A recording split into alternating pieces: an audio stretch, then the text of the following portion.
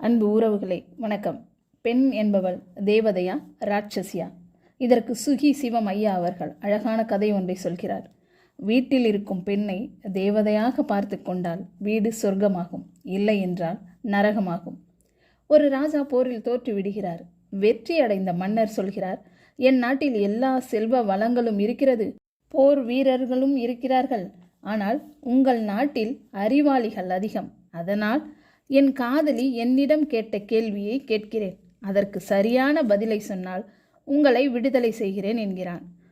என்ன கேள்வி என்று கூறுங்கள் என்கிறார்கள். அதற்கு வெற்றியடைந்த மன்னன் சொல்கிறான், ஒவ்வொரு பெண்ணும் தன் ஆழ் மனதில் என்ன நினைக்கிறாள் என்று தெரிந்து கொள்ள வேண்டும். இந்த கேள்விக்கு சரியான பதில் சொன்னால் உங்களை மணந்து கொள்கிறேன் என்று சொல்லிவிட்டாள். அதனால் எனக்கு விடை சொன்னால் உங்களுக்கு விடுதலை தருகிறேன் என்கிறான். தோற்ற மன்னன் தனது அரசவையை கூட்டி நடந்ததை சொல்கிறான்.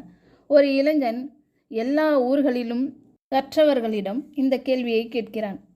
ஒரு கிராமத்தில் இருந்தவர்கள், இது எல்லாம் எங்களுக்கு தெரியாது, மலை மேல் சூனியக்கார கிழவி ஒருத்தி இருக்கிறாள், அந்த கிழவியிடம் சென்று கேட்டால் விடை தெரியும் என்கிறார்கள். இவனும் மலை ஏறி அந்த பாட்டியிடம் கேள்வியை கேட்கிறான். அந்த கிழவி, இதற்கு நான் பதில் சொன்னால் எனக்கு என்ன தருவாய் என்று கேட்கிறாள். நீ என்ன கேட்டாலும் தருகிறேன் என்கிறான். உடனே பாட்டி சொல்கிறாள், ஒவ்வொரு பெண்ணும் அவள் சம்பந்தப்பட்ட முடிவை அவளே எடுக்க வேண்டும்.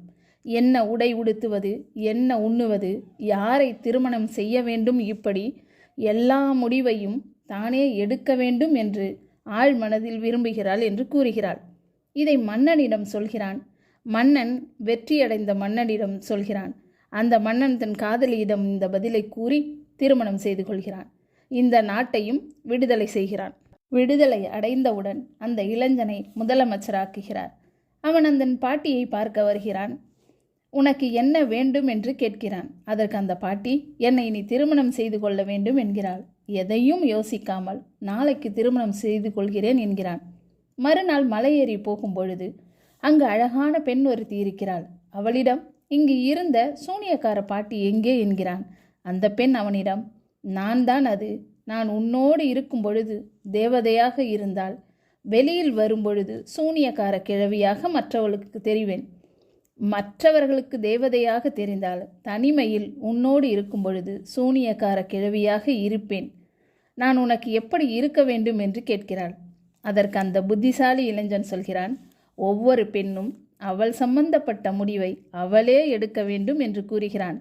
எப்பொழுது எனக்கான முடிவை என்னிடமே தந்துவிட்டாயோ, நான் எப்போதும் உனக்கு தேவதையாகவே உன்னோடு இருப்பேன் என்கிறாள்.